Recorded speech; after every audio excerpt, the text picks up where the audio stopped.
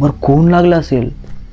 आणि ती मांजर ओरडत पळू लागली आणि ती सरळ राजेशकडे येऊ लागली.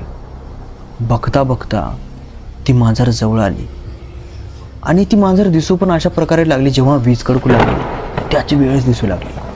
असं नाही की ती रेग्युलर दिसू लागली म्हणून. लाईट तर गेलीच, जे काय दिसू लागलं त्या विजेच्या उजेडामध्येच दिसू लागलं.